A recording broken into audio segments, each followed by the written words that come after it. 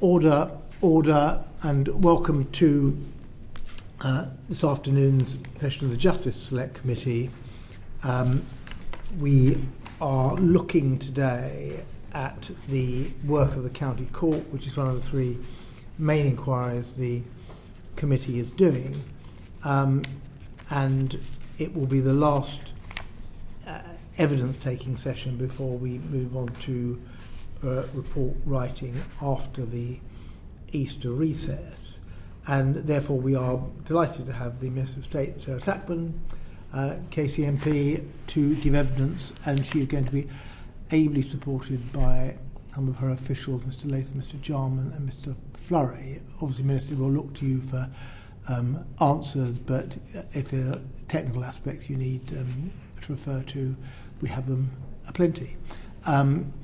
Just before I ask you to introduce yourselves, we have to give our declarations of interest. I've got Winner Justice and Tessa Muntis, the members of the committee here. Winner, do you have anything you wish to declare at the beginning of the meeting? Yes, I'm Warren Just. I'm a member of the GMB Executive Council, solicitor, and a member of various APPGs.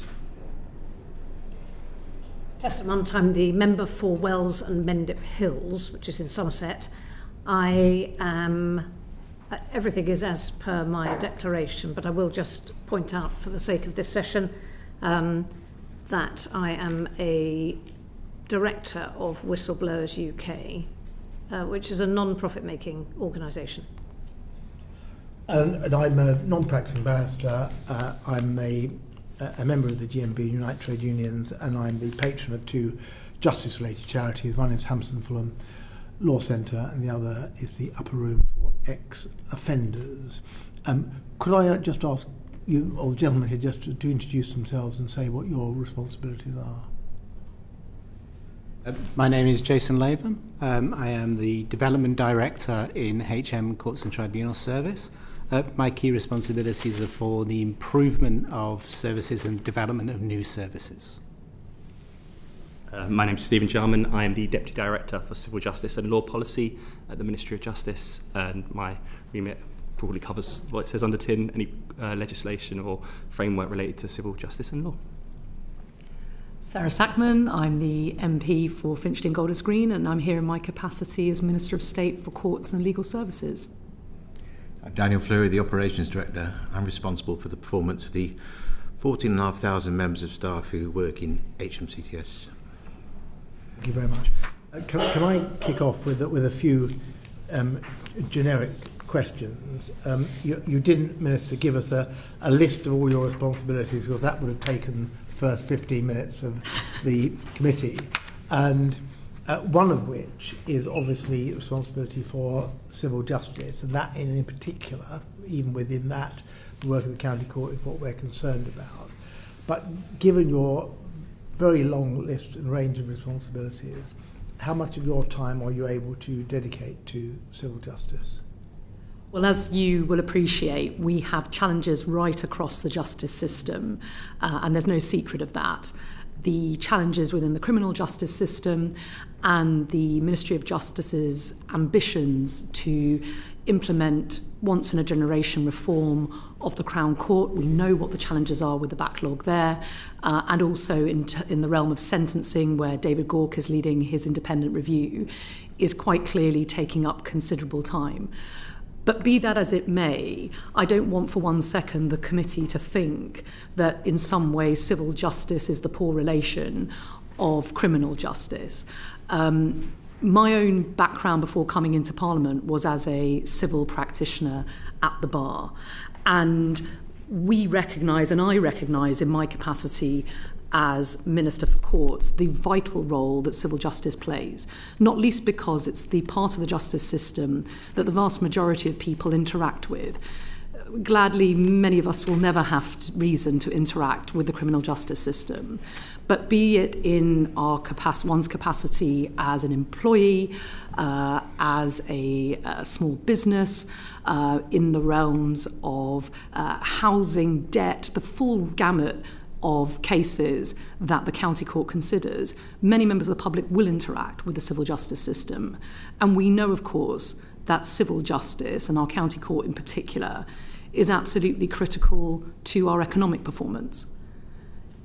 Unless businesses can know that they can enforce a contract, unless they know that they can get timely resolution of disputes, the productivity drag that has is huge.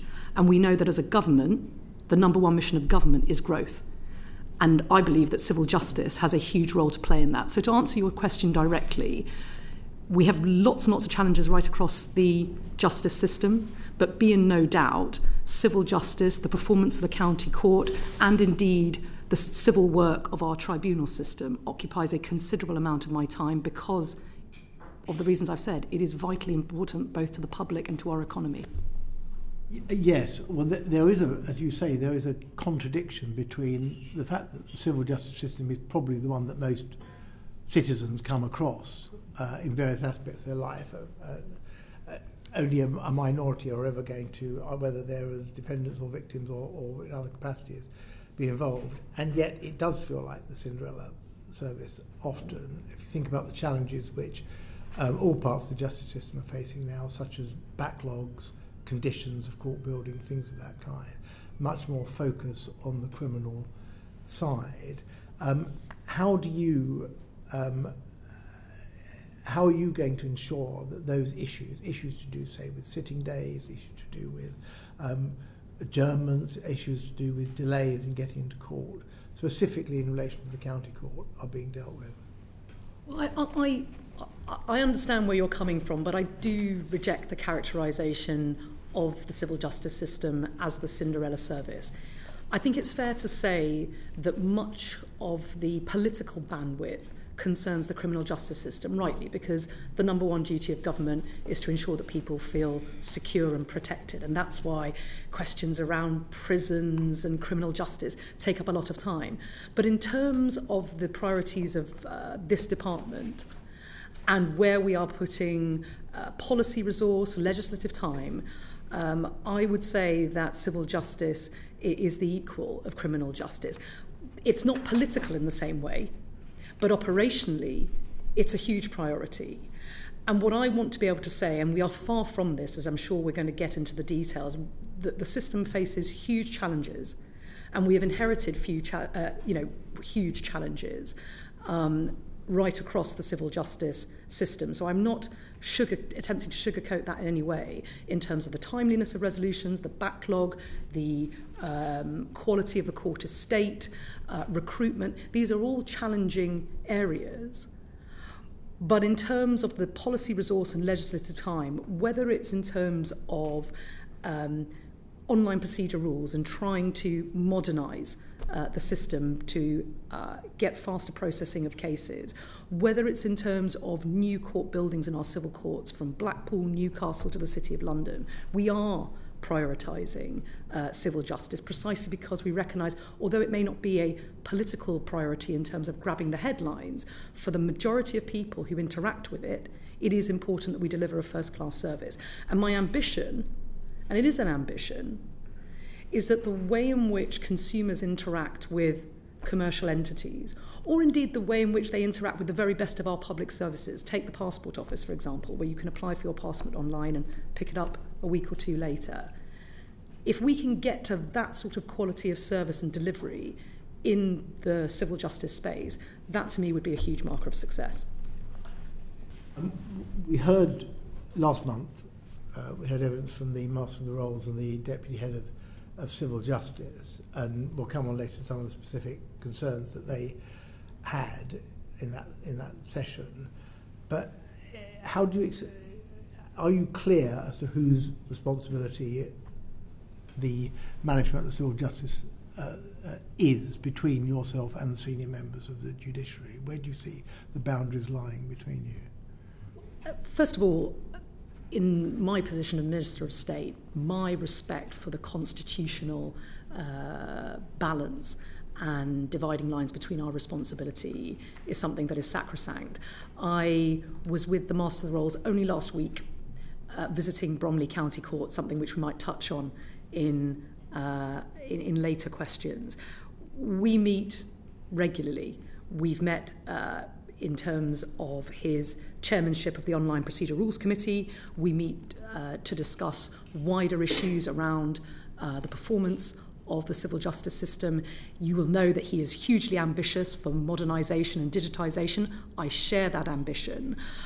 When it comes to areas which are the preserve of the judiciary, setting those procedural rules, listing, these sorts of questions, ministers quite properly stay in their lane, as do I. But where we are dealing with the realms of politics, policy decisions about allocations of money, how we prioritise civil justice vis-à-vis other parts of the justice system, those policy questions are rightly for politicians. All I can say is that all my interactions with the Master of the Rolls and his judicial colleagues have been incredibly constructive. We share many, if not all, of the same ambitions. We are very much working on the same page. And as I said, it was a great pleasure and privilege to be able to visit the county court in Bromley with him, because we're asking the same sorts of questions. Yes, and indeed we got some very interesting responses from him and some very positive responses. We have also had, in written evidence, well over 130 now responses, many of them from court users, which have not been quite as positive on the whole. And there is a significant proportion that have been highly critical of the service as it's currently provided. How overall, and again we'll get into the weeds in a little while, but overall, are you satisfied with the performance of the county court, or where do you see the main problems being there? If I were handing out a report, I would say there was room for improvement. I can't be satisfied when it is taking, on average, over 125 weeks in London and the South East to dispose of multi-track cases. I cannot be satisfied and say that there isn't room for improvement in circumstances where the average time for dealing with a small claim, again in London and the South East, which is the region with the greatest challenges, is 67 weeks. I would not be doing my job if I sat here and said all is well. There are huge challenges, and the reality is that performance of the county court, notwithstanding the immense and much valued contribution, not just of our judiciary, who work incredibly hard, but of the staff that work to support them, many of whom I had the opportunity to meet on my visit last week and on previous occasions, doing incredibly hard work, working incredibly hard. But the reality is the performance of the county courts has not truly recovered since the COVID pandemic. And we're not where we want to be. We're not where we want to be in terms of timeliness. We're not where we want to be in terms of the modern digitised service, which I think we should aspire to deliver. We've made big strides. There have been significant successes, not least with the digitisation of online money claims, of damages claims, and with the forthcoming plans to digitise the possession claims. These are significant strides forward, but it's nowhere near enough. I mean, as I'm sure the Master of the Rolls told you, we're at a point where roughly, depending how you want to calculate it, 23% of our county court claims, which, as we know, consider 1.7 million claims a year, the vast majority of which don't ever come to trial. Only 3% come to full hearing.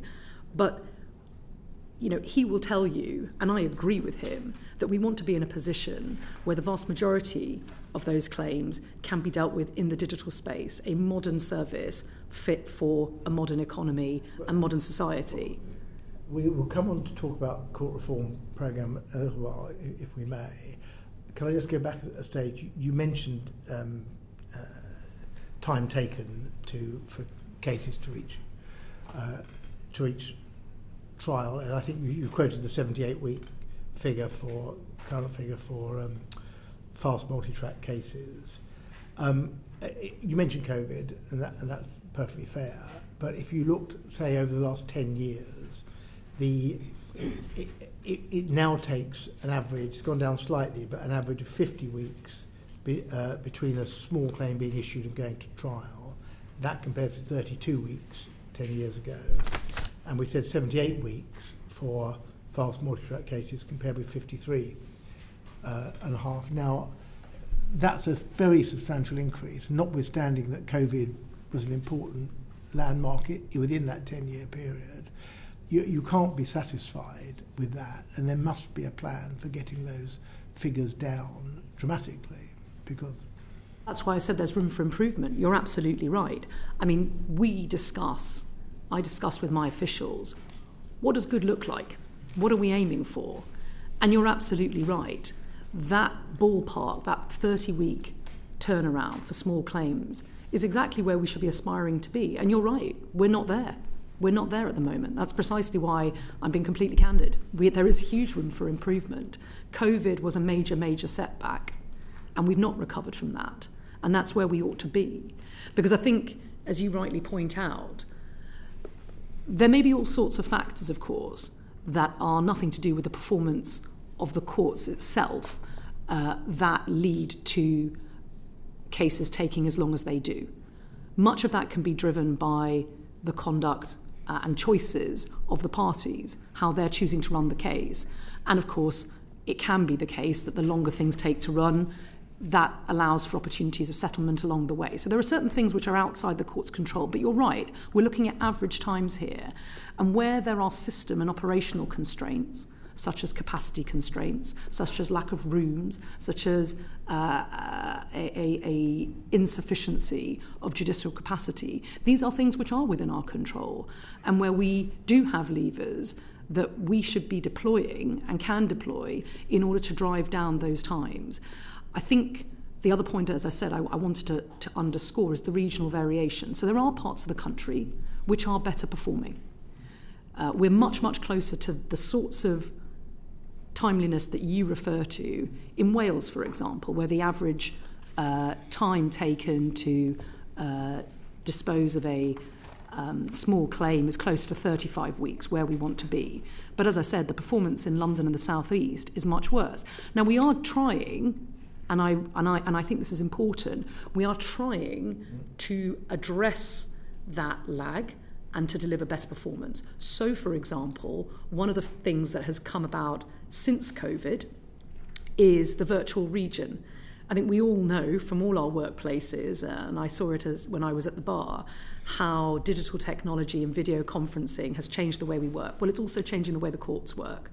And the fact that we have a virtual region where spare capacity, if you like, in parts of the country where the caseload is less, is able to pick up some of the caseload from busier regions like London and the South East, that is having a real impact in bearing down on those backlogs. Similarly, the use of blitz courts. So over the summer, looking at where, again, there is capacity and we can run certain types of cases and really get through those lists. So we're not sitting back, and I know that colleagues along this bench would agree with me, we're not sitting back and throwing up our hands and saying that we think that average timeliness of 50-odd weeks for small claims is okay. I'm not okay with that.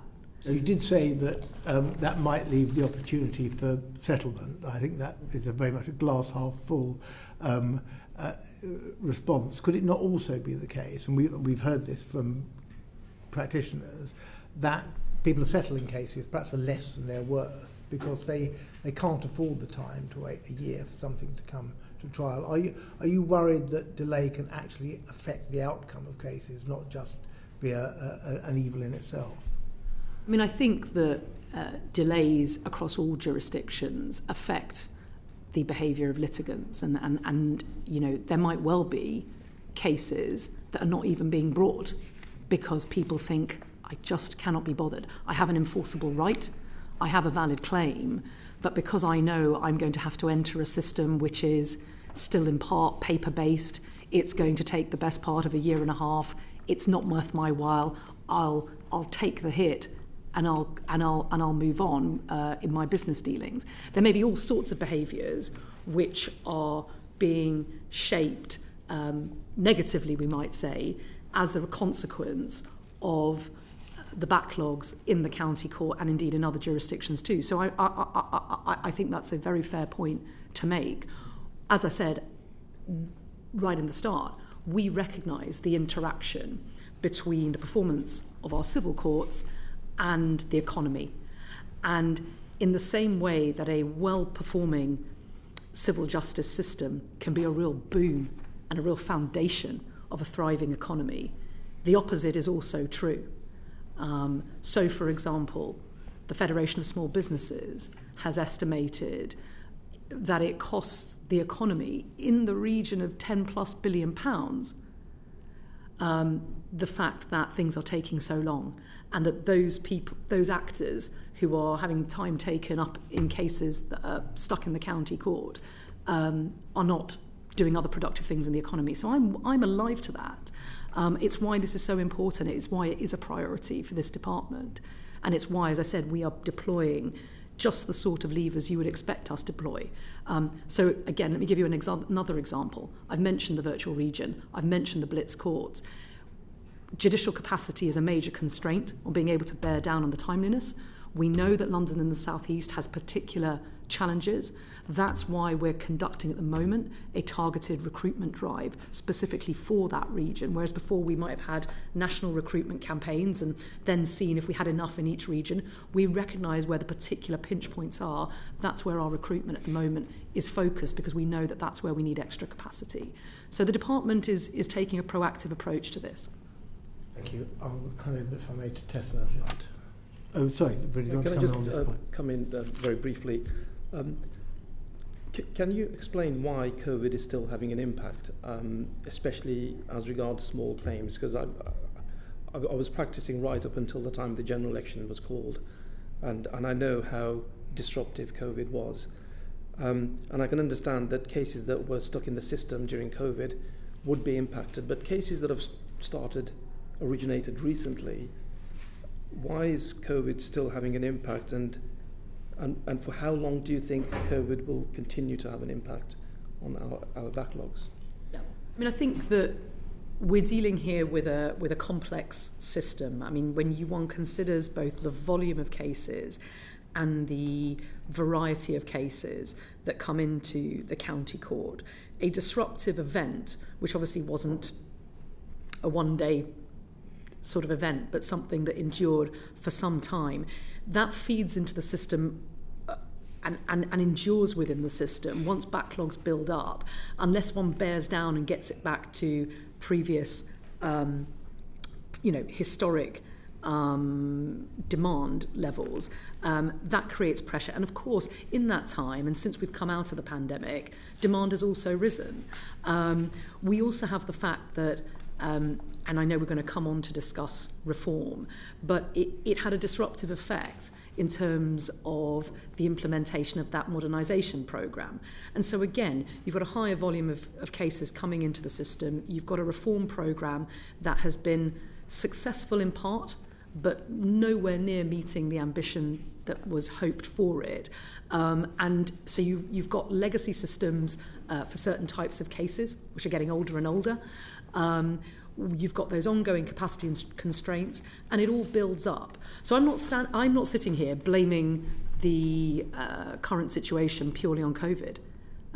There have been, in addition to that, over the last 14 years, chronic underinvestment in our justice system overall.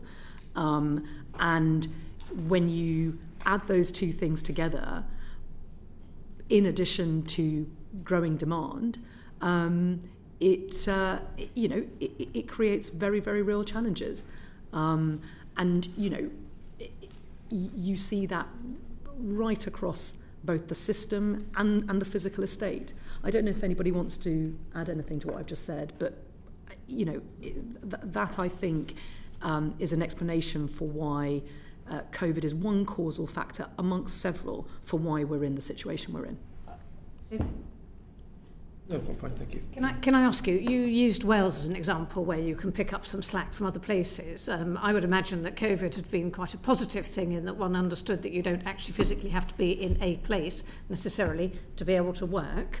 Although I know there's been a push from all sorts of people that everyone should rush back to work, and work in an office, but it strikes me there are some opportunities that were produced by COVID. Why do you use Wales as an... What's happened in Wales? Is it just quieter in the Welsh court system, that they just don't have many cases, or what? Are they doing things differently and better?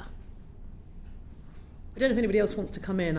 Otherwise I'll answer that. Does anyone want to give any specific reflections on is it more performance modern in the Welsh in Wales? court? No, it's not at all really. It's broadly the same service. I think what you find in places like Wales is a more, how can I put it, settled judicial cadre and staff cadre.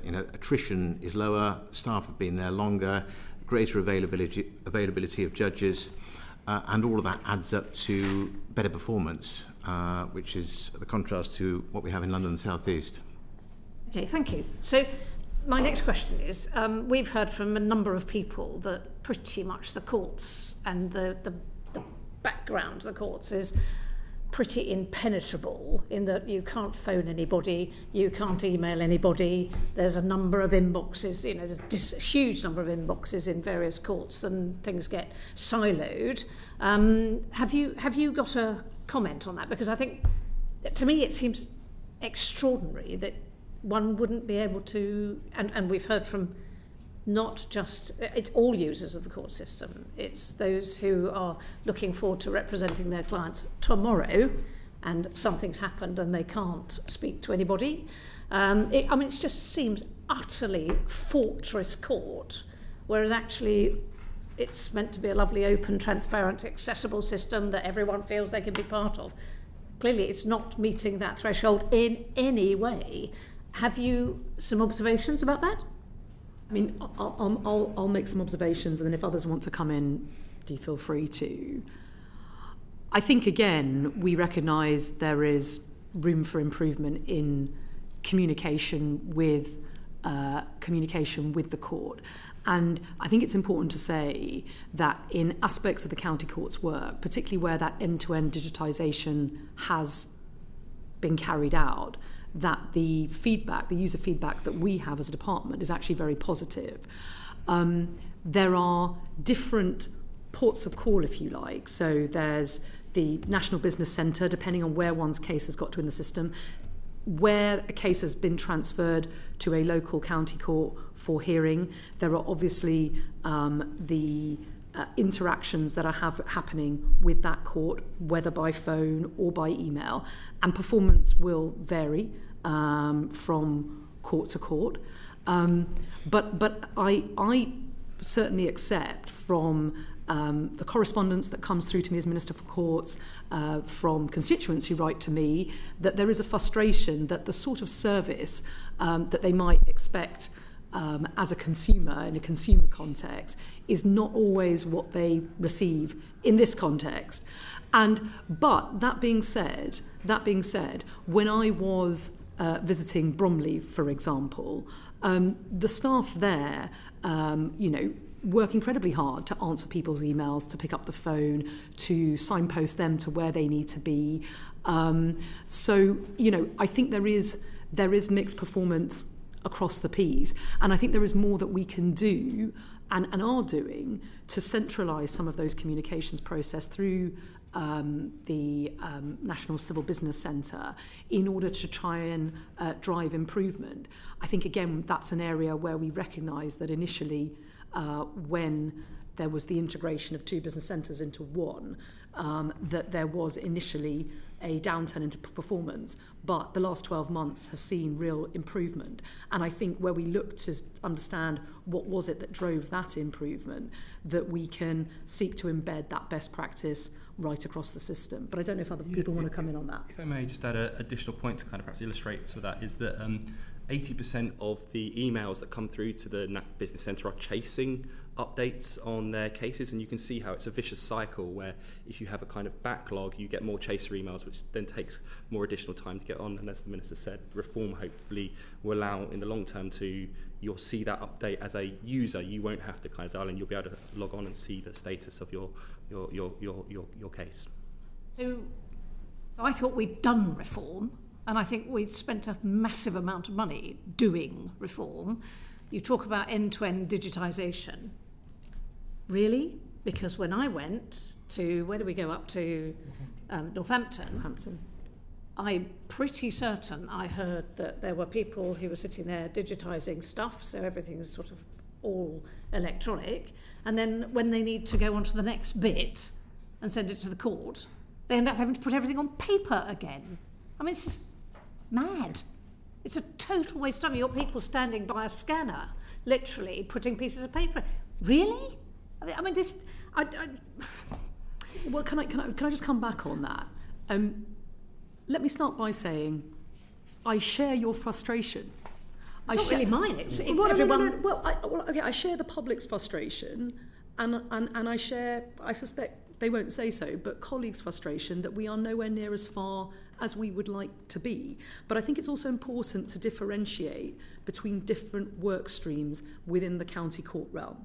So where digital services for online civil money claims and damages claims have been fully reformed, that process is actually pretty seamless. In fact, I tested it myself. I didn't actually issue a claim, but I took the liberty of going on the online portal and looking at what the user experience would be if I were to issue a singular online claim. And I recommend that people do it because it is actually exactly the sort of user experience that I aspire to see for all of our work streams. So where the reform programme was executed in its totality, the end-to-end, so not just the issuing of the claim, but the digitisation of the case progress as well, in those areas we actually get pretty high satisfaction rate and good feedback. You're absolutely right, however, that in other areas of work, particularly where we're operating still off the legacy system, so where reform didn't complete the full scope of work that it was intended to, there we do have a frustrating situation where one can issue a claim through a digital application, but then you have this process whereby court staff are then having to print out. And when I went to Bromley, I saw an awful lot of paper. And in today's day and age, where technology is enabling flexibility, light touch, efficiency in all sorts of ways, it was a shame to see. But that being said, what we are doing, and one of the lessons we've learnt from reform, is rather than biting off more than we can chew, if we can build on the progress that we've achieved in online money claims and in damages claims to effect end-to-end digitisation in areas which take up a lot of county court work, so the next piece of work will be around possession claims. That's important because, of course, the government's got its Renters' Rights Bill coming through Parliament, and that is going to be a big and important piece of legislation with consequent litigation that will come off the back of that with the expansion of new rights. That's an important area of work. What we're seeking to do there is, again, affect this end-to-end digitisation. Then, of course, there's a third category, which is even more frustrating. So areas like boundary disputes, injunctions, enforcement applications, where we're entirely on paper still. And so I'm not sitting here, I should say, pretending that we have got to where we want to get to yet. Reform was a good start. It had some successes. It wasn't as successful as it should have been. And there is more to do, but it's a good foundation. And so I think when we talk about some of the frustrations at the paper-based nature of the system and the paper-heavy nature of the system, I do think it's important we distinguish with the bits that are working and working pretty well, and the bits where we know there's a lot more work to do. We as constituency MPs and people who are sitting on the committee are not going to often hear from people who go, do you know, fantastic. They don't write me an email going, do you know what, it's brilliant, thank you so much. They just don't. So we're naturally going to hear the squeaky bits. This is true. But I have to say, when only yesterday we met with a group of people who are really, the sharp end. They're the solicitors, they're the barristers, there are others who are unbelievably frustrated that they cannot phone somebody in a court. I mean, do you really feel that centralisation of your phone system, your calling centre and stuff, is a massive success? Because it might be the case that that would be disagreed with. And we've also heard from people who say that, if you've got a certain size of attachment, it won't go through the court's inboxes. I mean, this sort of stuff is so basic. If there's an attachment to an email, the email gets through but the flipping attachment doesn't because it's too big. Surely this stuff is not rocket science, and these sorts of very basic problems should have been ironed out when we were spending £1 billion reforming the system. No? Well, in terms of the experience that you're describing, and that your constituents, solicitors, legal practitioners who interact with the courts every day, these are things where areas where there's room for improvement. And these are exactly the sorts of areas where we're seeking to drive improvement in performance. There has been a significant improvement in performance at the Northampton Business Centre over the last year. I mean, the data bears it out. But I'm not going to pretend that means that every phone call is being picked up in a timely way. What I do know, and I saw it somewhere, I haven't identified it again in my papers, when the merger took place with the Salford Business Centre, there were, and this was before my time, there was significant disruption, and there were waiting times for phone calls which averaged above 40 minutes. Now, no one is going to sit here and say that's good. What I'm pleased to say is that with real effort on the part of colleagues next to me and those who work for HMCTS, that time is now, that those calls are now being answered within 3 minutes. Now, that's a vast improvement. Does that mean there aren't still instances where people are ringing up their local county court to find out the status of their case and where it's got to, and they're finding a voicemail? I'm sure that is happening. And these are things that we want to iron out and want to improve on, because that's not the kind of service that people expect. So I do understand that, but I also want to recognise where improvements have been achieved, particularly in the last year. Not at all critical of the staff. I suspect they're doing their very best in circumstances which must be very frustrating in some cases. But I mean, the systems, it's a systemic problem, isn't it? I mean, we still send out orders by post, is that right? Why do we do that? It's a combination. Some are on paper, some are via the new system, but it plays into the wider digitalisation, really. Yeah, well, the wider digitalisation. I mean, surely that is a simple transaction that can be changed everywhere. Every single time you send out an order, you surely can do it digitally. Surely. Essentially, some claimants and litigants also want to deal with us on paper. So we always have this sort of paper function, but yes, as the Minister says, we are striving towards further digitalisation, and we accept there is a degree of unfinished business arising from HMCTS reform. Could I just say a bit about the telephones? Yes, you can. The telephones, the centralisation of telephones into the National Business Centre is a relatively new thing. It's something we only completed in February of this year. They receive about 150,000 calls every month. Prior to this, calls were handled in individual county courts, but I wouldn't say that service was any better. And the reason why I say that is, one, they were very unsophisticated telephone systems. There was very little management information. There was very little advanced telephony that told us how many people were waiting and how long they'd been waiting for. So we don't really have a suitable comparator. Whereas I'm hoping the court users will see and recognise this one day, we're seeing post-centralisation a vast improvement in our telephones, from call waiting times to abandonment rates.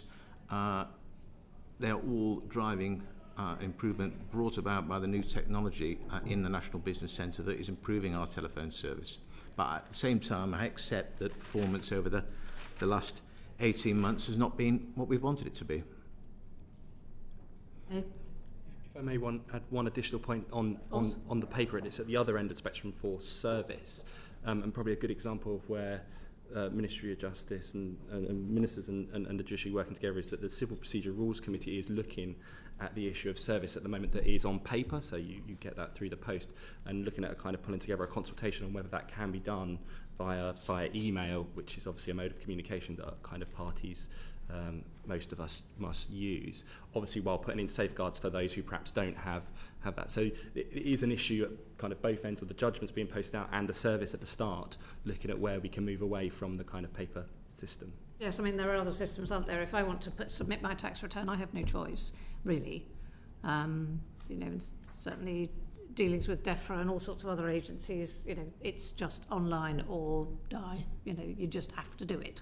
And you can go to your local library and be assisted to do that if you don't have that capacity at home. But, it is intensely frustrating, and I don't understand why the story that you have, which is more optimistic, is different from the user experience, which we hear about.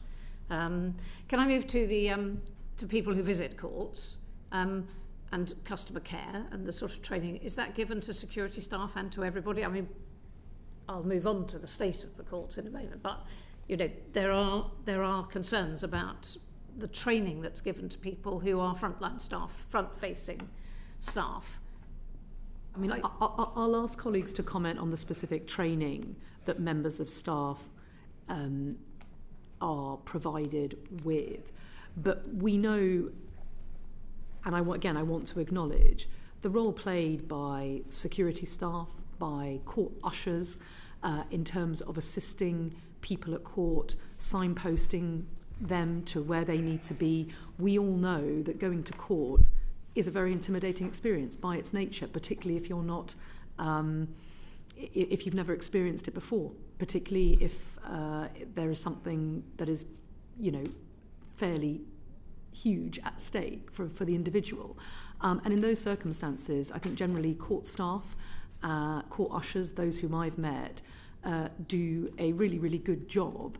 In addition to the legal support, which we might come to at some point, that the government is investing in to provide people with assistance at court as well, particularly in areas such as possession claims, again, where there is a lot on the line for people. I'll ask others to comment on the specific training that staff get, but there is no doubt that all those actors within court staff, in my experience and from all my interactions, provide a really important service to the public when they attend court.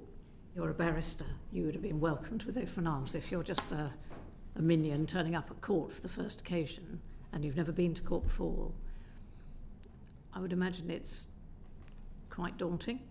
And the ability to make people feel welcome, that they're not guilty the moment they walk through the door, to do all of those things that make people understand where everything is, where the loos are, where this is, where that is.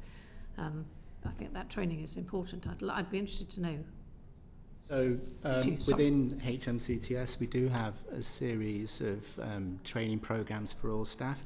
We call it the human face of justice because we recognise how often what our staff are doing is they're the first point of call when people come in. Often people who are in very difficult emotional situations. They don't know where the hearing room is. So I'm based up in the Civil Justice Centre in Manchester. 13 floors and 47 courts. People coming through the door for adoption cases, for money claim cases, ordinary members of the public, they don't know the way around off the heart. They need help, so we have staff on every single floor. They're all trained to speak with the public, to give as much as they can, where it's about empathy, it's about compassion, it's about understanding the circumstances in which people arrive coming through the court doors, and ensuring we give the best that we can and the best service that we can to every single person. Thank you, Jason. Can I also ask you about, it might be you, accessibility for those who are less mobile, people who might use wheelchairs or whatever. What percentage of our courts have front door wheelchair accessibility? Because I have heard of examples where people are invited to go around to where the bins are. But what's the level of accessibility? I'll hand over to Daniel for this one. Can I just say something by way of introduction on this? Again, I've only been in this role since December, but it is absolutely vital that under this government, and indeed I imagine any government, that ensuring that people literally have access to justice is paramount, and ensuring physical access to court services is very, very important. The majority, and maybe Daniel is about to touch on this, the majority of the court estate was constructed in the 70s and 80s, before a more enlightened time with the Disability Discrimination Act, where we understood fully our obligations to make this most important of public spaces accessible to all. So the starting point in a lot of these buildings is not good. And the description that you've just given of an individual who had to go past, bins or what have you, back entrances, this happens. That is not okay. Our obligation, like any public service and like any service, is to make reasonable adjustments in order to adapt our spaces such that they are accessible to absolutely everyone. And one of the things I want to assure you, as you won't be surprised, is that in all our newer court buildings, Reading, Central London, Blackpool, these are all state-of-the-art and fully accessible. And in the meantime, the investment in our capital budget, which again we might come to in a moment, and this government is making additional investment over and above what the previous government put into our buildings, is directed to precisely that. Not just maintaining the buildings, but ensuring they are fully accessible. But Daniel, I think you wanted to give some specifics. Yeah, I don't know the actual number to hand, but there are very few buildings that are completely inaccessible. How we normally deal with this is by bringing those who can't access the front entrance through alternative entrance, whether that's a staff entrance. The judge would also consider application for remote hearing, or even we would move the hearing to another courthouse at the parties' request, at the parties' acceptance, if it was impossible to access. But there are very few where it is completely inaccessible. Thank you, Daniel. Can I ask you, please, to write to the chair Yes. at some point relatively shortly to explain exactly the situation across our county courts and maybe the other court system, to understand where there are places that are completely inaccessible, places where you can get in through a back door, a side door, a staff door, whatever, places where you can go in through a front door as everybody else would. That would be kind. Thank you very much indeed. Thank you. Did you want to come in? Yeah, can I just come back to some of the earlier questions that were asked? So we had this meeting with practitioners and other stakeholders yesterday, and their general view was that things were better before centralisation. They even wondered whether it was an issue of policy or resources that telephone calls were not answered and emails were not responded to. One person gave the example that when an email is sent, you get an email back saying a response will be given within 10 weeks. I know we are going to be talking about fixed recoverable costs later on, but now that we are talking about communication between courts and practitioners, one major complaint that was made was that because of this lack of communication, there used to be a time when the court used to ring the lawyer to say whether the trial was still proceeding. That doesn't happen anymore, and we are getting more cases taken out of the list.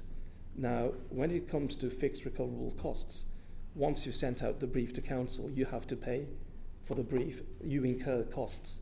So there was a concern about too many adjournments taking place because there's not sufficient communication between the court and the practitioners. So it really is a big issue that calls are not answered and emails are not responded, because that could solve so many problems where people want to know what's happening with their cases. So could you say a bit more about that, about how that can be made better and how we can perhaps reduce the number of adjournments that are taking place, because that is not only not giving access to justice, but it's multiplying the costs that are incurred.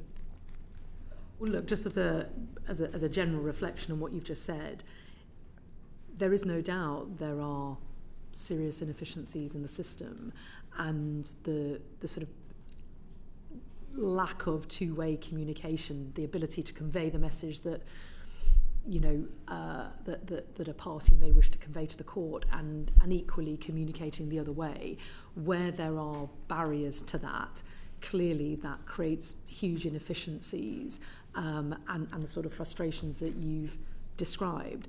What we've got to do is within the realms of what's possible and within the fiscal realities, which I'm sure we're going to come to, which are necessarily constrained, is how can we run the best system possible, and that's the challenge, as I take the reins and for colleagues here. I think centralisation and the improvements we've seen within the business centre, this is not to be over-optimistic, this is just to recognise improvement where it happens, and the data bears this out. We have to understand what it was that led to that improvement, and what it is that we can do to address just the sort of impediments that you're describing, because clearly it's leading to a less efficient, less productive system, which in the most acute cases can lead to real barriers to accessing justice if people are so frustrated that they walk away or they miss their hearing. I mean, that is very, very serious indeed. I've got no doubt that both staff and judicial and the judiciary operating within the system do their level best to make things work as well as they can. That when it comes to questions of case management, the efforts are being made increasingly now with use of online virtual hearings to respond to those requests nimbly. But if that call is not getting through in the first place, or if people are being caught waiting endlessly, and again taking time out of the working day to do that, that's the sort of impact that I'm talking on productivity and growth. Those are precisely the operational challenges that we need to rise to meet, and so I'm not denying them, I'm recognising them, and that's exactly the sort of improvements that we want to drive further. But I don't know if operational colleagues want to... I think the single biggest change that we can make to improve the way people communicate with the court is through increased digitalisation. So the MyHM CTS service, which is available for legal professionals, 100,000 solicitors, 6,000 firms. It allows people to have dashboards where they can track an individual case, or they can manage many cases at an organisational level. So actually the need to communicate or to call or to email the court is no longer needed, because you're in charge of the progression of the case. The information is transparent. You can upload and send documents in relation to another party sending documents.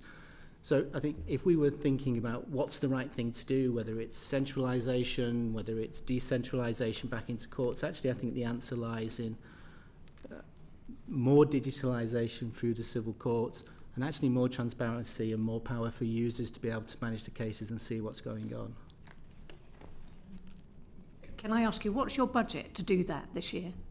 So we don't necessarily have a budget. Obviously what we've done is we've made a bid for further modernisation as part of the overall spending review process. If I could perhaps give an example of that, and I recognise you went to Northampton. So most of the money claims going into Northampton, I think 1.4 million, the vast majority, 75%, are sent by bulk issuers. So it's a small number of large companies who are issuing claims on behalf of a wide number of organisations across the country.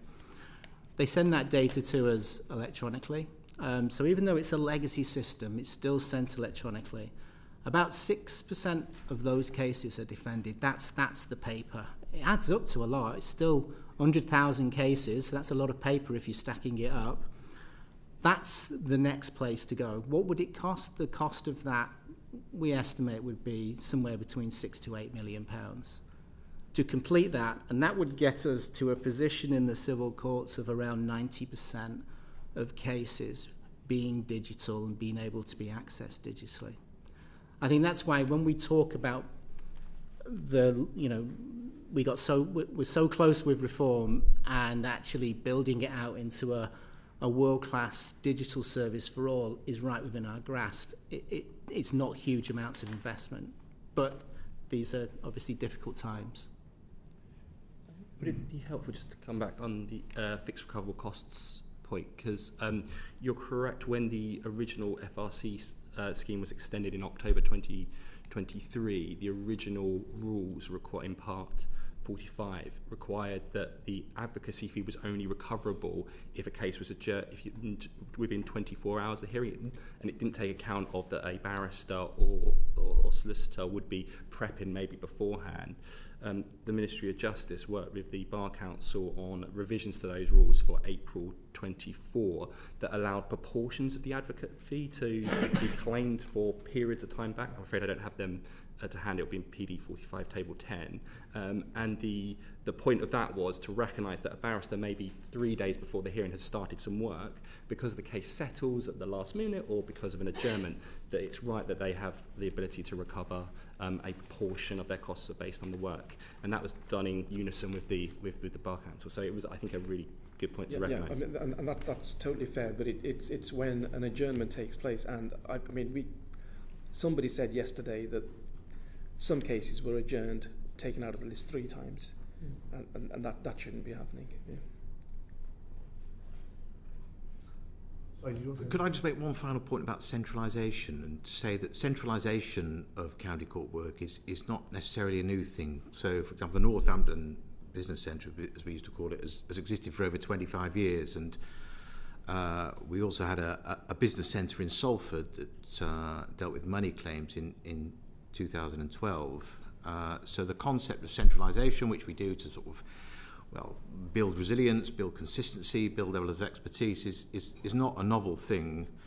As we've already said, I think one of the challenges of the last 3 years has been that we closed Salford, merged it with Northampton, and that caused a degree of disruption. And you will have seen the stats from 2023 speak for themselves about that level of disruption. But I just want to sort of say to the committee, centralisation is not something new, but has been part of the county court for many years. Yeah, but I think the point that's being made is slightly worrying if practitioners, and I've no reason to doubt what they say, are saying the service is worse because at least you used to be able to ring somebody in a local court, find an actual case was still in the list, get a response in that way. Now, whether you're trying to do it by telephone or email or in person, just that communication barrier is there, and that could be for a variety of reasons. But I think it's something that you should at least take on board, because that's what we're being told very clearly by people who use it every day. I can see how important telephones are. Now, we collect a number of stats about telephones and contact, which we do not publish, but perhaps in order to assist the committee with its work, we can arrange for a publication of some of these telephone stats to assist you, and hopefully to prove to yourself and to users that the telephone service has improved. We mentioned Northampton a lot. As you say, we visited there. In fact, when the Master of the Rolls gave evidence, he told us there were 3 hotspots of inefficiency in the county court: the Civil National Business Centre in Northampton, the Central London County Court, and the lack of salaried district judges in London. Now, you can respond to that general sort of analysis if you want, but certainly our experience from being there is there were staff working incredibly hard, a lot of them doing very repetitive tasks, which are not terribly fulfilling tasks, finding workarounds, using Microsoft Office systems which they thought they'd simply brought in commercially in order to avoid constantly printing out or scanning in documents endlessly, but still sending 2,000 paper files a week by DX to local courts, and I think you already mentioned processing of 10,000 paper claims a month. Now, this is the 77% that isn't front to back digitised. It's a sorry sight, I have to say, and we felt a lot of sympathy for the staff for having to work under those conditions, but also for the court users who were dealing with that situation. So, you mentioned a figure of 6 to 8 million. Surely you must have a plan for curing those. There aren't many other walks of modern life where digitisation would not play more of a part. If you think about almost all the commercial relations individuals have, our own practice in using IT and things of that kind, the court service does appear to be a long way behind. So I think there are two strands to this. There is continuing all of the work we've done with digitalisation, The Minister spoke about that earlier in terms of both the wider county court, but also the work we're doing on the possession service at the moment to support the government's renters' rights reforms. So we're currently developing a digital service for possession, reusing a lot of the work that we've done through reform. Basically, the civil court is about moving out into more complex cases. We think we can do it. It'll take some time. We do have a plan. We need a little bit of investment to be able to do that. But that's what gets the civil courts into a much, much better position in terms of user satisfaction, in terms of it working much faster and delivering better outcomes for citizens and business. If we look at our reform systems, they're 3 times faster, but also we see much more engagement from defendant parties as well, in terms of either admitting the claim, part admitting the claim, but really more engagement than we see in the other service tracks at a much earlier stage, which is always the right thing for civil justice, both parties engaged in it. I have the floor. I just wanted to come back on a couple of other points. Very earlier in the hearing, you asked about recovery from the pandemic and how long will that take. I mean, I think it's demonstrable timing has changed as once the pandemic started. For the 2000 to 2019, it's 30 weeks. It's more or less 30 weeks every year. From 2019, it changes up to 50 weeks. We've seen some inroads in that. There's been a decrease of 4 weeks, say, for small claims this year. I think one of the biggest factors is small claims mediation service and the wide increase in that. We're actually now seeing just about 35% of all small claims allocated to track are now being referred into mediation.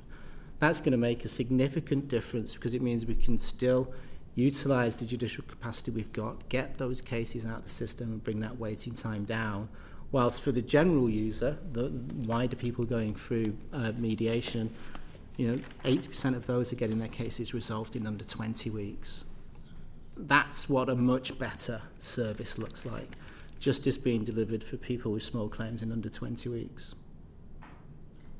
It was mentioned yesterday that you could be waiting 9 months or even up to a year to get a cost and case management conference listed, for the case to actually get started.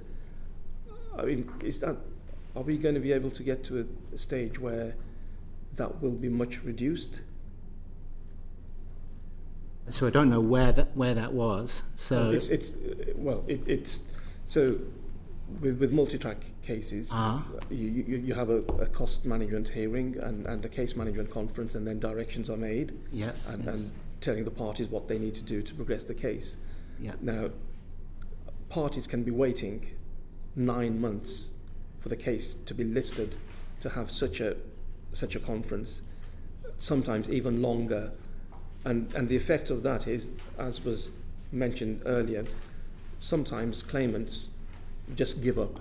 They say, or they say, I'm going to settle this case for a lesser sum because I can't put up with the delay of the claim progressing. So I meant in different parts of the country. So what we've seen is there's different capacity constraints in different parts of the country. Generally, as a broad rule, in the north, things go through quicker. In the south, things are taking longer for a number of different reasons. On the multi-track point, it's very rare.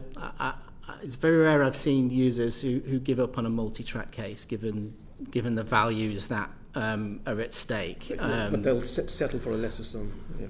And that is a big nature of civil justice. A huge function of civil justice is it's an arena in which parties are encouraged under their own endeavours and under the endeavours of the judiciary to try and find a way to settle and arbitrate as the case moves through proceedings. So if we're looking at multi-track cases, we know just under half resolve within 21 weeks. That's how quick the settlement comes. We know that around about 85% are settling in under 70 weeks. Then we've got this small number, but just because they're a small number, it doesn't mean they don't deserve a better service, where it takes between 77 and 109 weeks.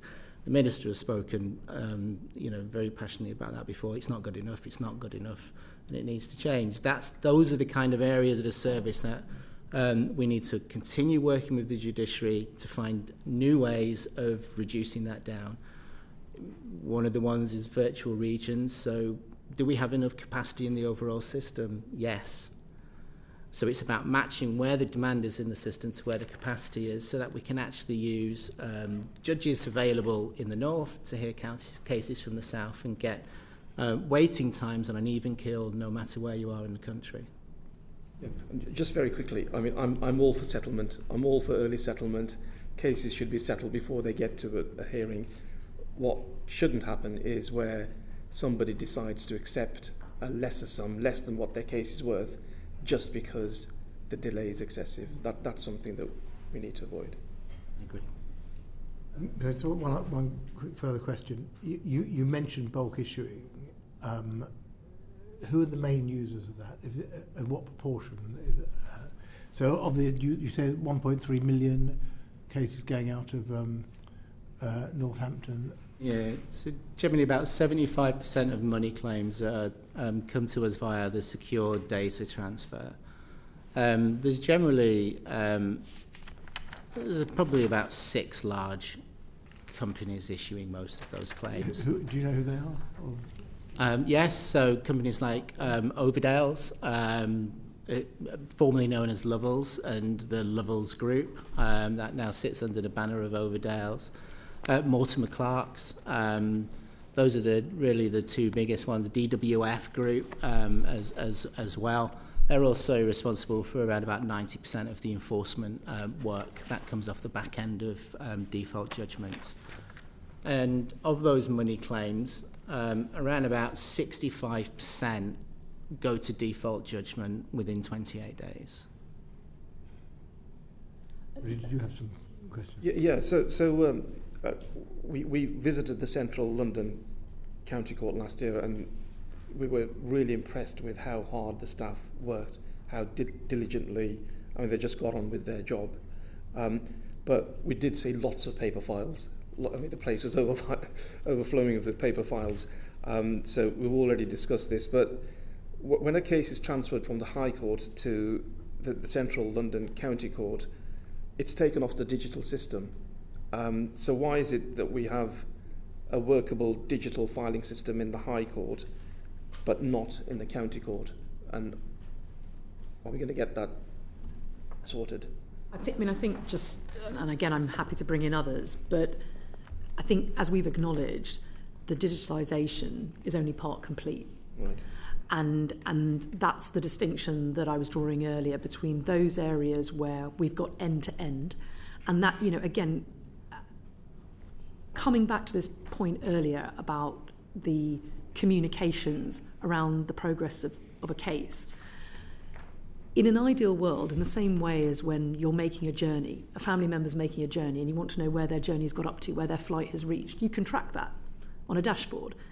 In an ideal world, that's precisely where we would be in a digitised system. That's the potential that digitisation and AI tools get us to. And I agree that it is frustrating where you initiate a case, issue a claim in a digital space with all the uploading of the files, and then that's got to come off that because we haven't got yet the capacity to support that in the digital space all the way through and build onto that the tools that would allow you to track that. And I think that coming back to Jason's earlier point about both the challenge but what the solution looks like. The solution is actually within reach. The technology is out there, and we have done it. We have proof of concept with the online money claims space, with the damages space. It's what we're going to be able to do with the first piece of work since the Labour government's been in charge in the space of possession claims, and you will be able to have that much more frictionless system. So you ask the question why, and it's the right question. It's because the digitisation is incomplete. And one point I did want to pick up on, if I may, because we mentioned default judgment and the fact that the vast majority of cases within the county court sphere not being defended. I mean, I regard it, we talk about the benefits of digitisation being what they can bring to address the sorts of challenges the committee's been making rightly to us around communication, amongst timeliness, amongst inefficiencies. But the fact that defendant participation increases, and I've got it here, in money claims. So in money claims where you've got end-to-end digitisation, the engagement of defenders is at around 43% as compared with 11% in non-reform systems. So you talk about access to justice and people participating in their own cases, it increases significantly where you operate within a digital system. Same with the rate of settlement, that increases. Of course, it's not just efficiencies for the users, it frees up judicial time so that judges are spending their time doing the thing that they do best and operating on those very difficult, more complex claims which require judicial resolution. So I think that it's not just that it all happens much more speedily and it's 3 times faster than the non-reform systems. It has all these other benefits for justice as well. And, to this point about where in the legacy systems you start online and you come back down on paper, I share your frustration. And it's why we are developing a plan. It's why we are bidding in the spending review precisely to get the allocation to enable us to continue with this work. Possession claims are going to happen, and it's exciting that we're working with the Master of the Rules and the OPRC, the Online Procedure Rules Committee, to empower them. I've signed the statutory instrument to develop the rules that are going to govern that space. So in a very, very important area of litigation, we can commit to that, and I'd like to commit to much more so that we can alleviate precisely the sort of challenge that you're describing. Just on the Central London County point around the kind of the 2 digital systems, obviously you're right, in the High Court you have CE file which covers 12 different jurisdictions, and while in the County Court we have a plethora of different systems, and some of the challenges is that local practice at the High Court is to transfer claims down to the Central London County Court, which are about up to about £500,000, I think, is the kind of general, which does create problems of having to come from CE file onto a different system. I think one of the questions that need to be posed as part of this, and conversations happen, is around the kind of different limits of the kind of High Court and the County Court. So, for example, claims can only be issued in the High Court if they're over £100,000 for a normal contract claim, or a PI claim is £50,000. They haven't really changed since the 90s in some instances. So one of the questions would be actually getting the claims in the right place in the first instance to save that kind of rekeying work actually delivers quite a lot of efficiencies, not only to the user but to the court system. And I think that's one of the examples where if the court rules, and you can use those to kind of ensure that you get that efficiency throughout. So do you think that the HMCTS staff at the moment have the digital tools and the training to deliver an effective service, or is that still work in progress? I could say something specific about Central London, because I think this is the sort of best, Central London is like no other county court. Yes, it's a business property court, but, it's links and proximity with the High Court. It's greater proportion of multi-track cases, it's a larger number of circuit judges, it's specialist work. It is a really unique operation. And I think if you were to sort of talk to the staff in Central London County Court, maybe even another county courts, they have to use multiple systems, whether it's digital or paper, and that causes a degree of inefficiency and, I think, frustration. So, the point is accepted. The other point I did want to make about training, though, and this isn't peculiar to the county court, but it is very difficult to run court operations in Central London. And let me illustrate with Central London. So there's about 80 members of staff in Central London. Approximately 30 of them are agency staff. And that isn't by design, that isn't something we've chosen to do. The nature of recruitment and retention, and to be brutally frank, our pay scales in Central London, we cannot compete with the likes of DWP, HMRC, and so that causes a degree of staff turnover, a degree of attrition that, you know, it runs about 23% in central London. So every 100 members of staff, 23 will leave. Yeah. You know, that brings about particular challenges in terms of staff training, in terms of levels of expertise. And again, this comes back to the sort of, you know, why do we centralise certain things? Why do we centralise in places like Northampton, Stoke-on-Trent, Leicester and so on? Because, you know, part of that is we get better levels of recruitment and retention there. You know, as I said, it's not peculiar to the county court. We see this in the sort of Zone 1 Crown Courts as well. Understandably, very few of our staff live in Zone 1, so, you know, there's a cost to travel in and so on. But, you know, all of that together shows the particular challenge in London, Central London County Court. But before I finish speaking, I just want to sort of pay tribute to the sort of staff there, and I think this is the point that the Master of the Rolls has recognised about the recent improvements in, I think it was described as a Dunkirk spirit or something.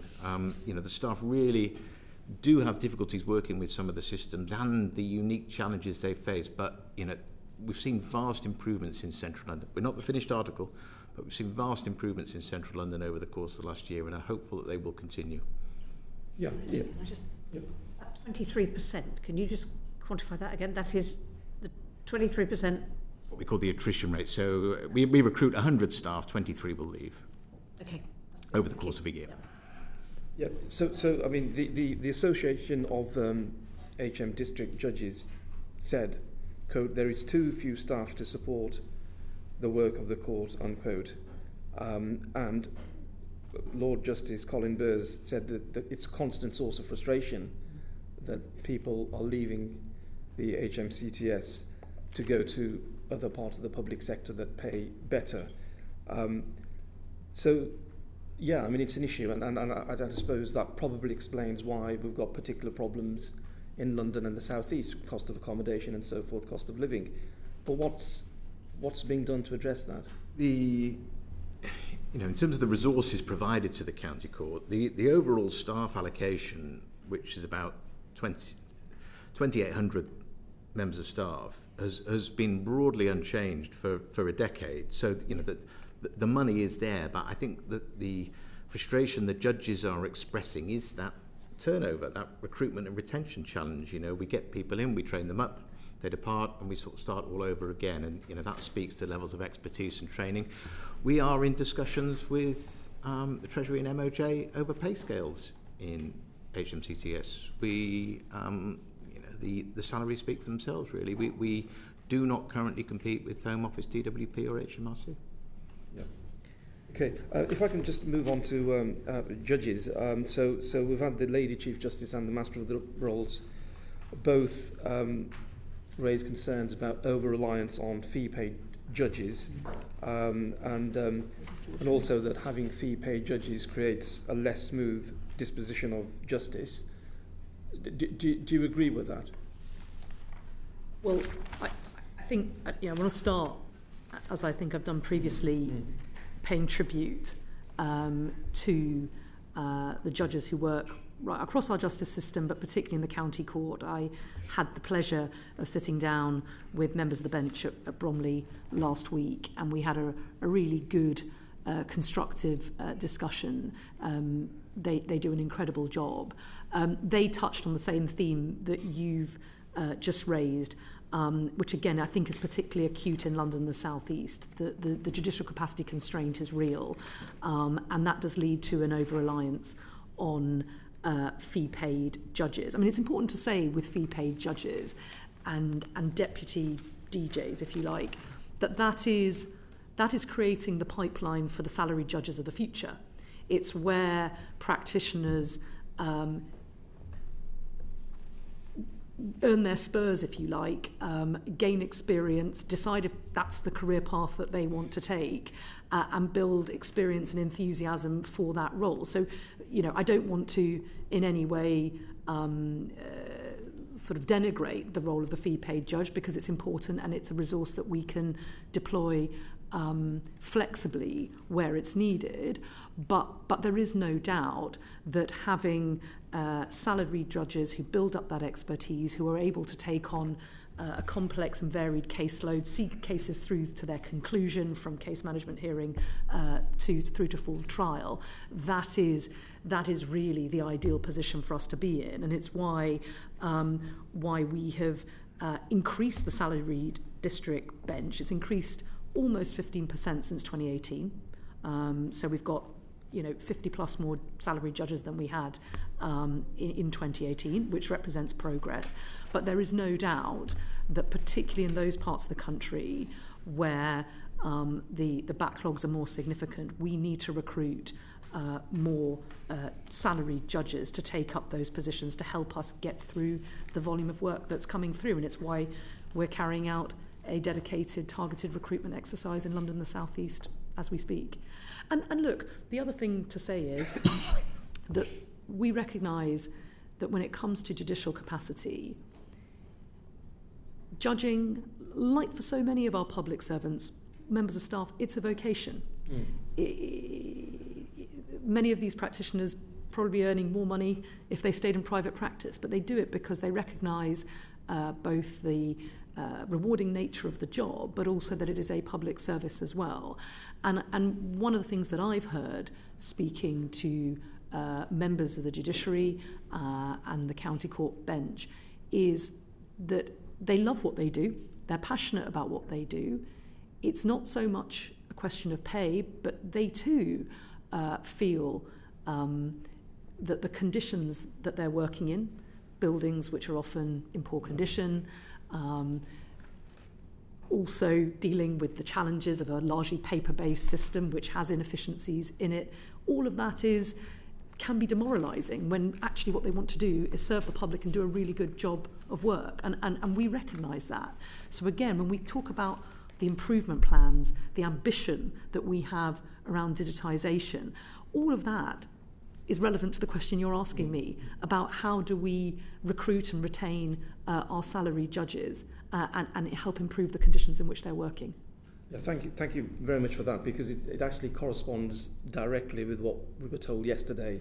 And as you say, trying to persuade somebody who's in practice to leave practice and become a salaried judge, yes, it's a vocation, and they might end up being paid less as a salaried judge than what they were earning in practice. But as you say, it's the vocational element that attracts them. But it was mentioned that very often, because we've got crumbling court buildings, we've got kind of temporary heating systems that don't work very well, so that can be a put-off for judges wanting to make that transition.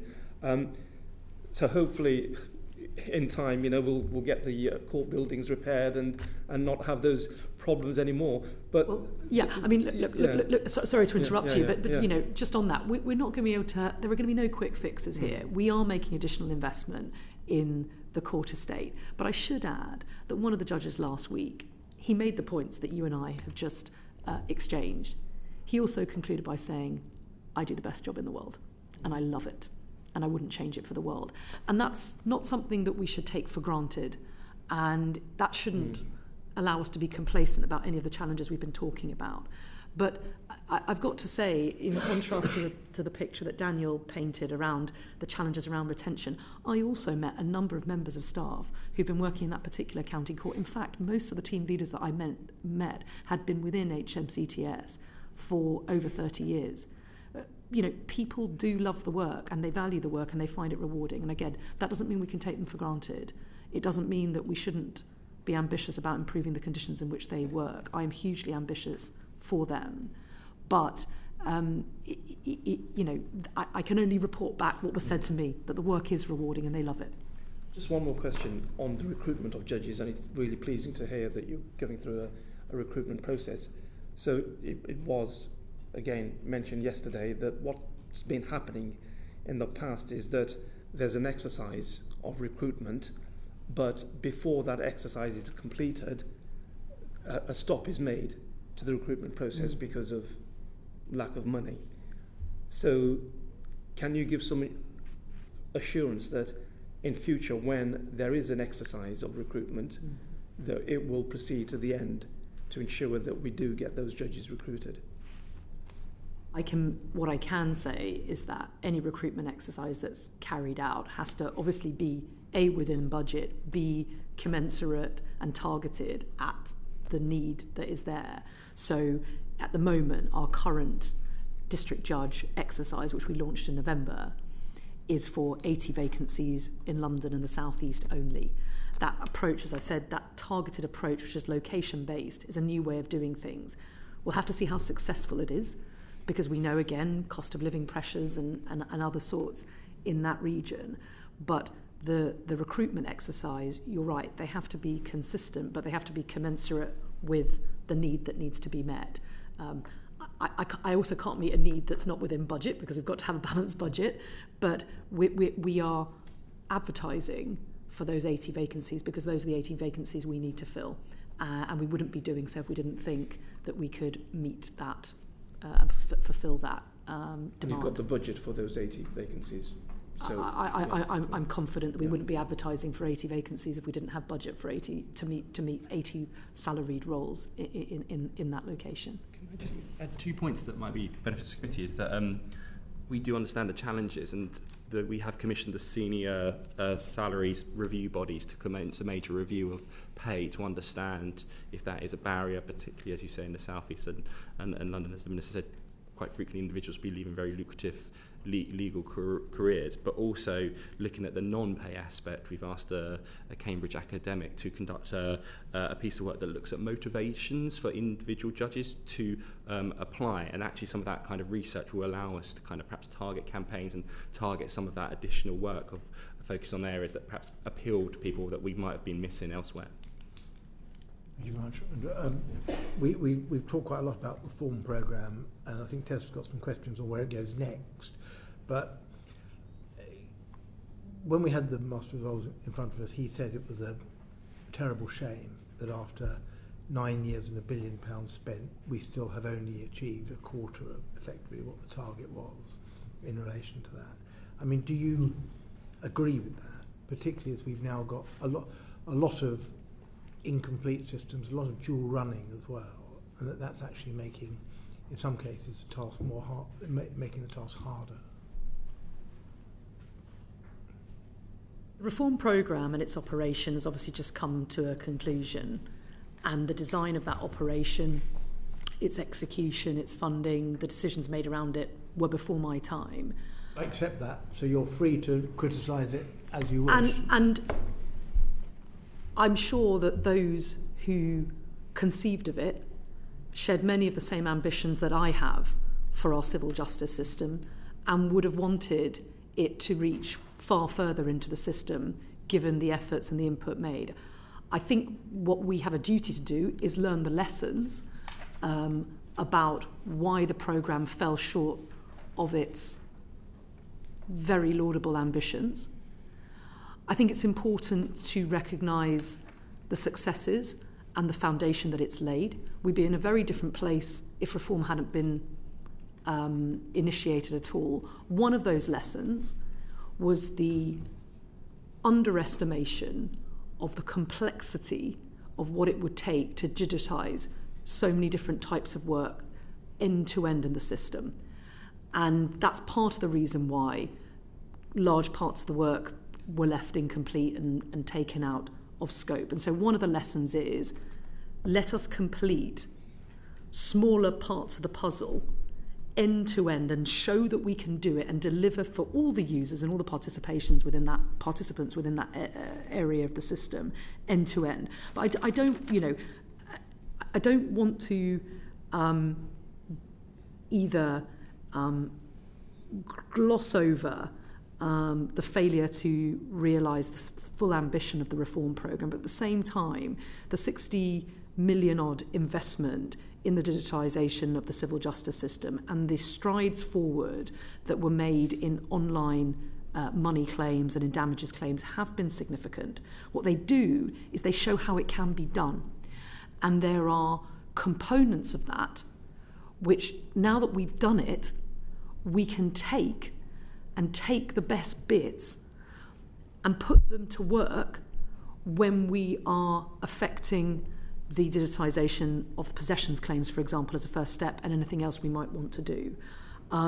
So I think that's to recognise it fell well short, but it's given us a foundation, and the job now that I'm in the hot seat, is to make sure we build on that foundation, learn the lessons of what went wrong with the delivery of the programme, and make sure we don't repeat those lessons.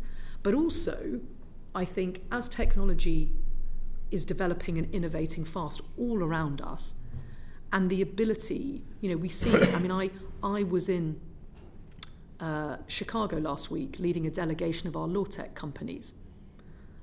Some of the technology will blow your mind. We wouldn't have been sitting here talking about law tech and AI when, in quite the same way, when reform was initiated. What we perhaps thought of as digitisation took a quite different form. So it's about building on the foundations of what reform has shown us we can do as proof of concept, not biting off more than we can chew, remaining ambitious whilst also taking from new technologies, particularly in the area of AI and generative AI. Can I ask you, I was going to ask this later, but as you raised it, do you have any plans to use AI to improve efficiency in the county court?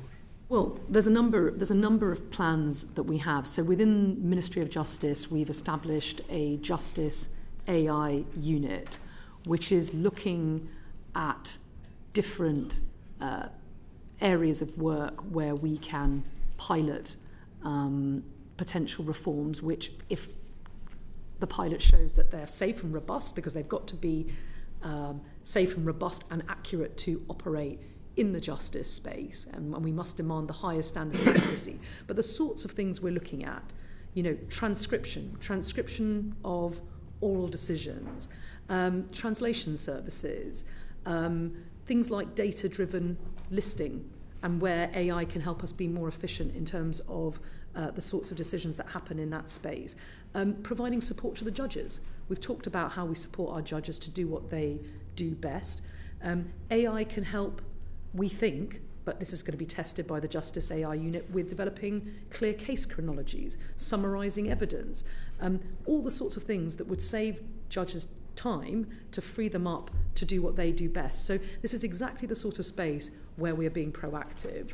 And so I suppose, in conclusion, on the specific question about reform, I recognise the MR's, the Master of the Rolls' assessment.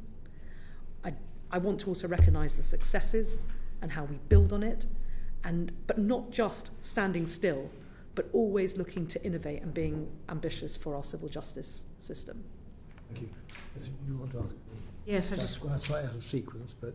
Yes, it's all right, it's absolutely fine, because it's sort of logical. Can I just pick up, we've been talking about possession proceedings, and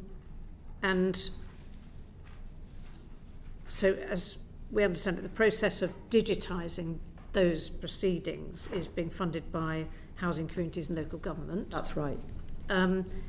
So what, and you've also talked about lessons learned, and I wondered what lessons are translating into that particular piece of work. And to clarify, is that digitisation process looking at what the Renters Reform Bill is going to look like, or is it on what's happened, what's sitting on the books now, or looking a little bit to the future? So I can answer the last question very easily, which is anticipating the changes that would be introduced by the Renters' Rights Bill, and I think that's exactly as it should be. Great. Good. Right. Now let's just go back. I just wanted to, yes, what are the lessons that you've learned that might apply themselves to that particular piece of where you've got one department funding what you need to happen in your department in the way of digitising the possession proceedings? Well, I mean, I think the fact that the funding source comes from MHCLG reflects the fact that we're a single government, and we are seeking to realise the ambitions of that piece of legislation. So the extension of renters' rights and the balance that piece of legislation strikes between renters and landlords is only as tangible as the extent to which those rights are enforceable in the real world. And I think the principal lesson from the reform programme, as I said, is about, rather than trying to do lots of things all at the same time and finding that we are hitting obstacles along the way and therefore not being able to complete processes end to end, the identification of possession claims, and this is work that is happening in close conjunction with the Master of the Rolls and the Online Procedure Rule Committee, who have now been given the powers to develop the sorts of rules that should govern those possession claims. It's about identifying a discrete but important area of work that we know we have both the funding in place but the capacity within the system, and including policy resource, that's why I mentioned the rules, to develop and execute the thing from end to end. Rather than trying to do possession claims and other more complex claims and other types of debt claim all at once, the lesson we've learned is that really is something that governments struggle with. So here we have identified a really, very dynamic area where the government has set out an ambitious piece of legislative reform, and we want to make sure that our county courts are delivering on this piece of the puzzle. So I think the principal lesson, and again, if there are other lessons that other people want to come in on, please do. It's the fact that we've identified this discrete area, and we know we have the funding and the operational capacity to deliver it end to end within this Parliament, so that those renters' rights that are written on paper can be vindicated in reality. I mean, just a couple of extra points really quickly. So we're going to build it on the same technical platform as we've got across the rest of the county court. You reuse 12 of the common components, so each one of these common components allow us to put together a digital service so people can pay a fee in the same way. We can take documents and bundle them up.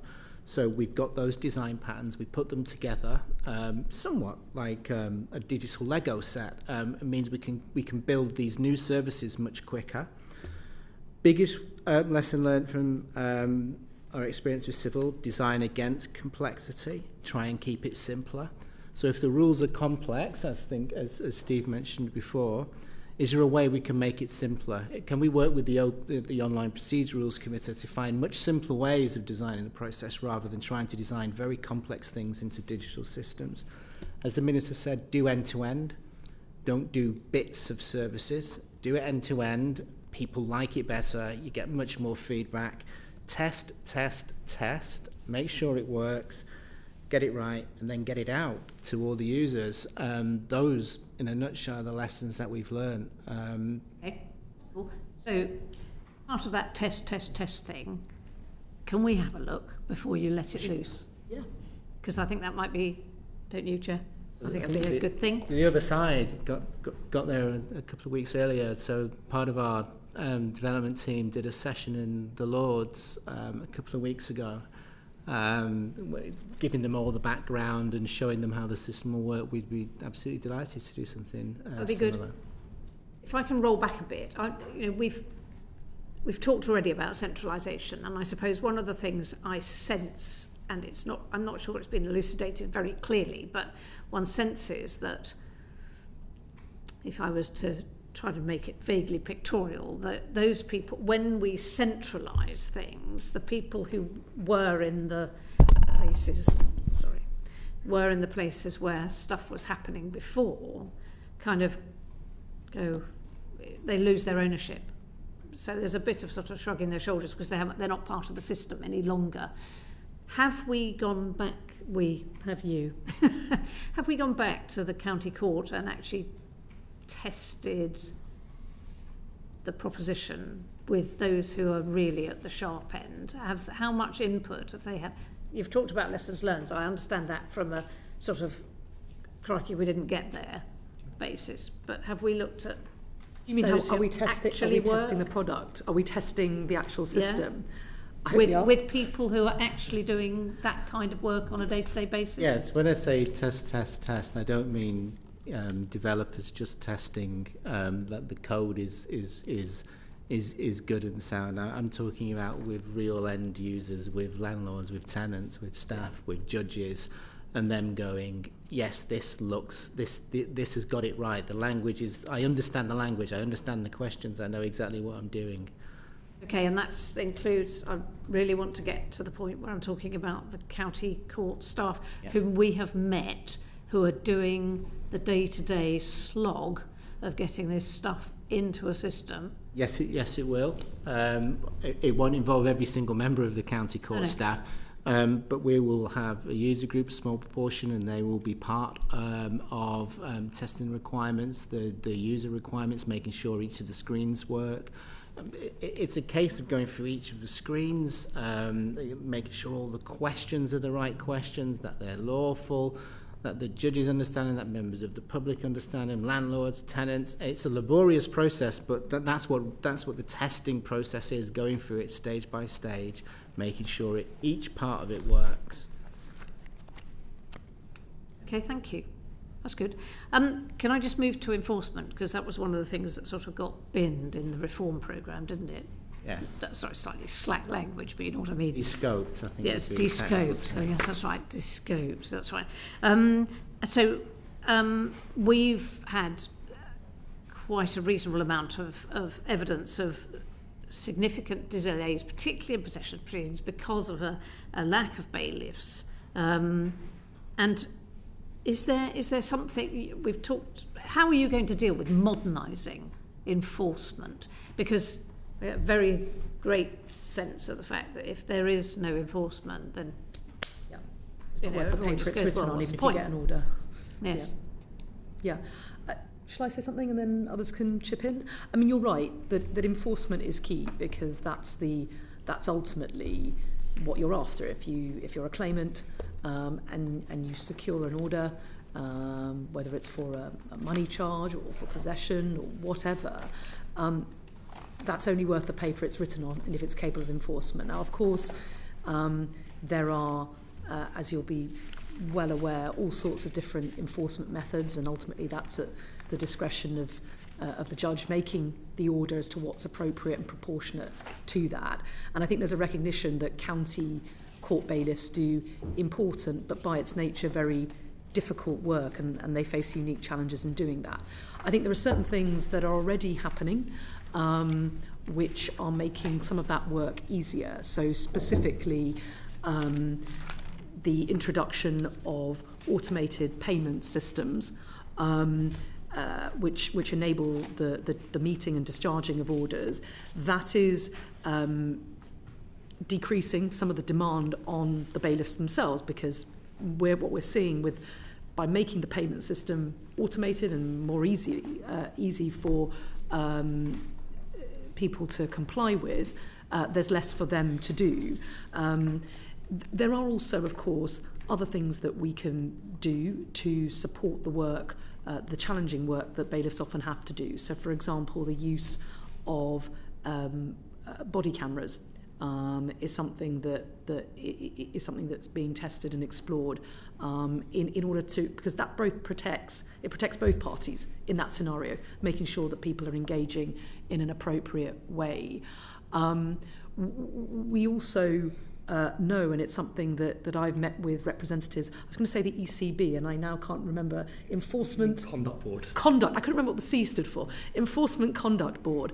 So I've met with them. They are currently a body that cover 96% of enforcement officials, if you like. They do brilliant work in terms of regulating the conduct of bailiffs across the piece, not just county court bailiffs, but other private actors.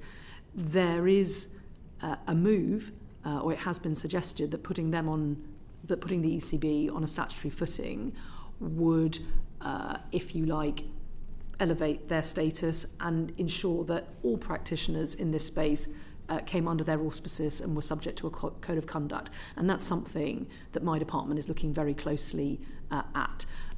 So some of this is about technology, some of this is about regulation and system design, but you're absolutely right to reference that end of the piece. We started talking about issuing claims and service, but the enforcement is really important, and I want the committee to be aware that that it's something that I am looking very closely at. Yeah, I'm going to have to fail that. I think I know, but people, including the minister, have other places they have to be and be in trouble if they're not.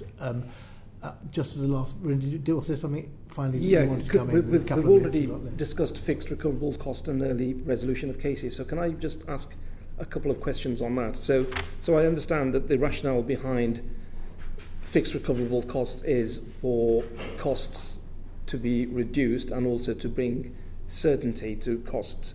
But what impact do you think the expansion of the fixed recoverable costs regime has had on access to justice?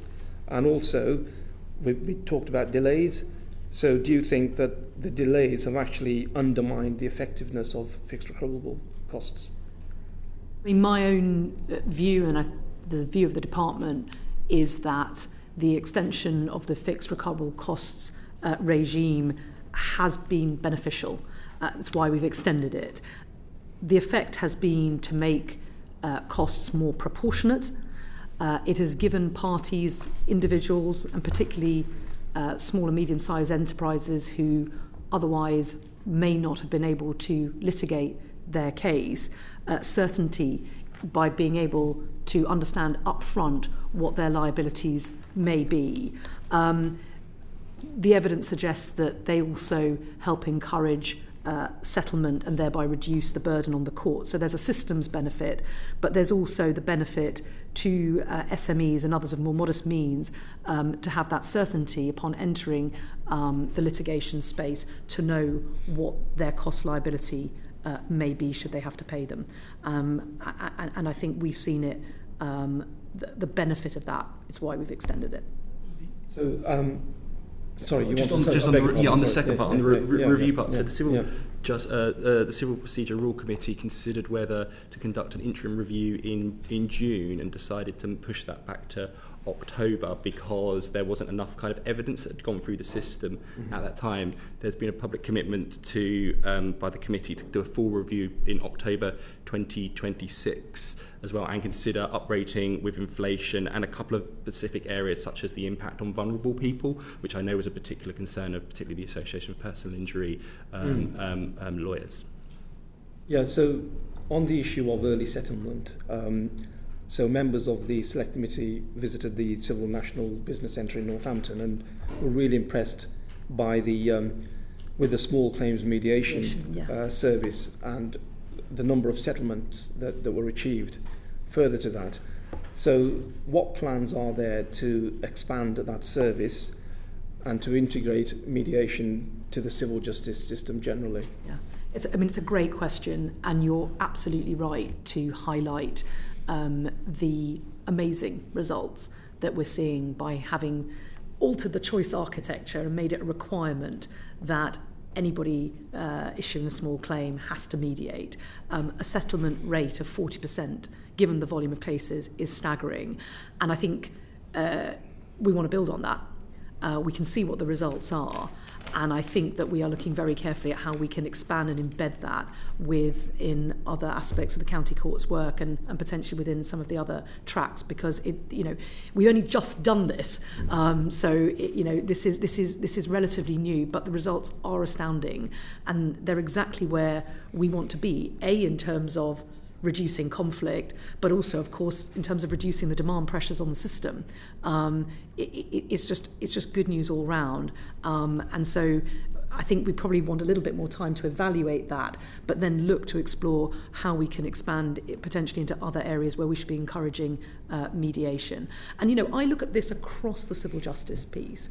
There may be conversations when I come back to the committee next time, who knows, with the new employment rights bill, where again, a big expansion of rights, but also a huge emphasis on how we can be looking to expand and invest in mediation in that what is another area of great societal conflict. We should be looking for every opportunity, not just to find efficiencies, but also build in alternative dispute resolution. So I'm really glad you highlighted that as the final question, because it's an area of real success and one which I think bodes really, really well for the future of the civil justice system. Just to add, I mean, it has been a real success in terms of being able to put the capacity in place and then people responding to it and being able to refer the cases into it. Looking at the data, there is still, I think, more evaluation we need to do to understand how the settlement rate drops off and its relationship to the type of case and also to the value of case. So in kind of broad terms, as the value of a case goes up, the probability of a settlement starts to reduce. And so you need to balance all these factors when thinking about... But Jason, in that, and not to disagree with you, but even if you don't get a settlement, even if you get a narrowing of the issues, that of itself has value. And that's the integration into the civil justice system. That's how you make mediation not just a single one-off chance for the parties to resolve it, but actually part of the system, narrow down the issues and then carry that across into the substantive system itself. So I agree. Just add one final thing for the committee, where obviously the Court of Appeal in their recent judgment, the Churchill judgment, fundamentally made quite some significant changes about the ability of courts to order dispute resolution. There's a piece to look at the impact of that judgment actually on users and then on government to kind of consider whether there's a response. You clearly could continue, and I'm sorry to cut both the witnesses and the members of the committee off, but we are going to have to stop there. I just want to say thank you. It's good that we ended on a fairly positive note. I hope in all the concerns, criticisms that you've heard, you also appreciated a great respect for what the staff of the HMGTS are doing. Thank you very much for your time this afternoon. We are adjourning now. We're sitting in on the 29th of April when we will be looking at the work of the we're looking at miscarriages of justice, particularly what is happening around the Commission, and it would be very helpful if there's an interim chair in place by that time, which I think is within your purview, Minister. So maybe I think there may be. There is progress in that regard, but I don't think it's for me to make that announcement today. But there is certainly progress in that regard, and who knows, you may have an interim chair by the time of your committee. Well, let's end on that also positive note, and the end of the session for today. Order.